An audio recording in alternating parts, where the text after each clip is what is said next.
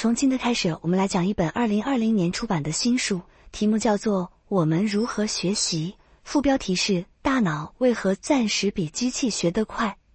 今天是我们的第一讲，题目是学习的机器。这本书的作者是一位法国的心理学家和认知科学家，他的名字叫做斯坦尼斯拉斯·迪昂。这又是一本关于如何学习的书。我们专栏经常讲学习方面的内容，我还刚刚出了本新书，就叫做《学习究竟是什么》。为什么要花这么多功夫琢磨如何学习呢？我前段时间给我儿子买了一本面向青少年的讲学习方法的书，题目就叫《学习如何学习》。我儿子不想读那本书，他发表了一番有力的说辞。他说的是，我要是知道如何学习，那我何必再读一本教我如何学习的书？而我要是不知道如何学习，我又怎么能够学习如何学习呢？我对此的解释是，每个人都有天生的学习能力，所以都能学习。但是学习了如何学习，能让我们更聪明、更高效的学习。不过对咱们今日课的读者来说，了解学习方法还有一个原因，就是我们对大脑非常好奇。大脑是如何学习的，这件事本身就很有意思。迪昂这本新书的特色恰恰是学习的底层原理，它结合了脑神经科学、认知心理学和计算机科学，告诉我们关于学习的最新研究进展。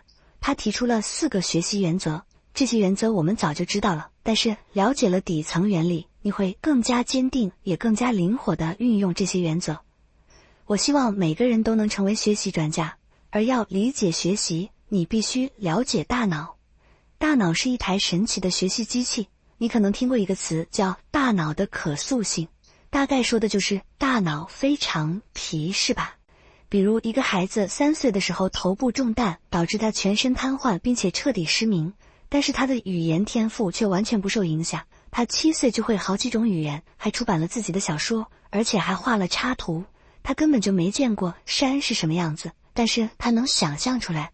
那你说这是什么样的学习能力呢？迪昂列举了很多这样的案例，还有一个从11岁起就双目失明的孩子，他长大之后成了著名的数学家，而研究的是代数几何。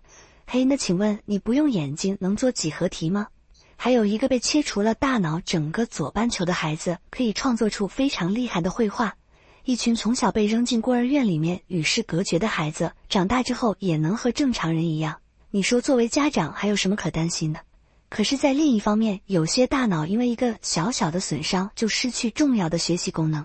有好几个人大脑在被创伤之后发现自己不会阅读了，他对眼前的文字怎么看都不认识，然后他不管多么努力的训练，他的阅读速度都比不上一个幼儿园的小孩。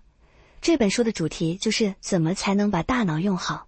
好消息是，我们的大脑都差不多，基本的原理是一样的，书中的知识适用于每一个人。首先让我们来强调一个最关键的原理，有些知识是天生的。这个道理我们在讲爱德华·威尔逊的《创造的起源》的时候曾经说过，叫做先备学习，先后的先，准备的备。科学家的认知是，大脑不是白板，小孩刚出生就已经预装了很多知识，对光线和声音怎么反应啊，还有关注语言呐，害怕危险的东西啊，这些事儿是不用专门学的，都已经写在基因里面了，一个人天生就会。但是不是什么知识都能够预装，首先是装不下。人的 DNA 的全部信息，包括把各种冗余都算上，只有750M， 就相当于一张老式 CD 的大小，真的存不了多少东西。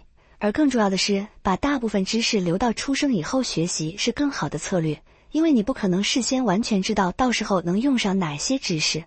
我们在讲戴维·威尔逊的生命视角的时候说过这个先天和后天的道理，这个策略能让我们更灵活地适应新环境。连最简单的线虫都有学习能力，它们能够适应环境变化，它能够记住各种线索去找到营养丰富的地方，然后还能在路上避开有它不喜欢的味道的地点。人就更擅长学习啦。相对于需要学习的知识而言，我们的大脑容量几乎是无限的，我们有最大的学习潜能，学习对于我们的影响也最大，不同的人因为学习而产生的差距也最大。能在青少年时期用10几年的时间专门受教育，这是现代人的特权。这种系统性的教育让你的短期记忆力比那些从来没有受过教育的人高出1倍。你每多受1年教育，平均智商就能提高几分。学习不但是你不断适应新环境的关键手段，而且还能把你变成不一样的人。但是不管怎么学，都别忘了我们也是一种生物，先天预装知识和后天学习相配合，这个机制对我们非常重要。迪昂这本书里面有一个逻辑，我觉得特别有意思，也许可以叫做反向仿生学。上世纪80年代，计算机科学家有感于传统算法做人工智能不行，就转而向人脑学习这才搞出了神经网络算法。现在神经网络有一个更时髦的名称，叫做机器学习，它是一切 AI 的基础。计算机科学家在这个基础上发明了各种策略和方法，其中也是不断的在借鉴人脑。他们非常关注脑科学的进展，可以说 AI 是对大脑的仿生学。但是教学相长，脑科学家也非常关心 AI 算法的进展，也从 AI 中悟出了很多道理。有时候计算机科学家独立发明一个能够提高机器学习效率的新方法，结果脑科学家一看说，人脑好像也是这样的，这个就是反向仿生学。这个道理是，大脑也是一个神经网络，有时候你和一个跟自己相似的东西对照，更能够看清自己是怎么回事。大脑的一些基本学习原理跟 AI 相同，而高级的原理则比 AI 高得多。这一讲让我们先来说相同点。我们来说第一点，模型。所谓学习，迪昂说，本质上就是训练我们大脑内部的模型。我们专栏讲过太多关于模型的知识了。模型是真实世界在你头脑里的一个缩影，这个缩影不可能完全再现真实世界，但是它应该包含真实世界里最关键的特征，它能够用于解释甚至预测真实世界。大脑和 AI 都是神经元的网络，所以模型都无非就是神经元的连接结构和连接强度，可以用一系列参数来表示。学习就是训练模型，就是通过和真实世界的互动，用数据的反馈来调整那些参数。第二点是分层。神经网络模型是分层的，比如说学语言，不管是小孩学说话还是 AI 学语音识别，最底层的都是识别音节，是简单的声音，再往上一层是字词，再往上是语法，它可以帮你连成句子，而再往上一层是意思。每一层都有每一层的规律，在机器学习领域，分层是一个重大进步。分层的神经网络就叫做深度学习网络。第三点是监督学习。怎么训练模型的参数呢？最简单的办法就是随时提供有效的反馈。比如你练习射击，开了一枪然后一看靶子，发现你瞄得太往上了，子弹偏离的靶心5厘米。你看，这就是两个关键的反馈信息，一个是偏离的程度，一个是偏离的方向。那么你的下一枪就根据这两个信息进行调整，稍微往下瞄一点。如果第二枪的结果是向下偏离靶心2厘米，那你就以更小的幅度再往上调整一点。在机器学习领域，这个叫做有监督式学习。神经网络每做一个动作都会收到这么好的反馈，也就是既知道差了多少，也知道差的方向是什么，然后下一步就明确知道该怎么对参数进行微调了。当然，学习射击比较容易因为只有很简单的几个参数，复杂的学习要求调整的参数就太多了，这需要有极多的训练数据，但是背后的原理是一样的。反馈是学习的关键。第四点是任意的震动。在机器学习中，有时候你通过一系列的反馈，很快就找到了一个最优解，但是你不能确定它是不是全局的最优解，你只搜索了一个局部，也许在别处还有更好的东西你没有发现。计算机科学家的方法是故意给学习加入一些随机的变化，就好像生物演化中的基因突变一样，也许就能够收获惊喜。大脑学习也应该是这样，你得博览群书，开卷有益，积极探索，你得时不时地跳跃到别的地方看看。我们的专栏曾经讲过任意的震动，混乱能带来惊喜。第五点是无监督学习。有老师手把手的教，每一步都给反馈，这个当然好，但是要是没有老师怎么办呢？也许更好。当初 DeepMind 公司推出的围棋软件 AlphaGo 和 AlphaZero， 他们都不是跟围棋教练学的下棋，他们使用的是无监督学习算法。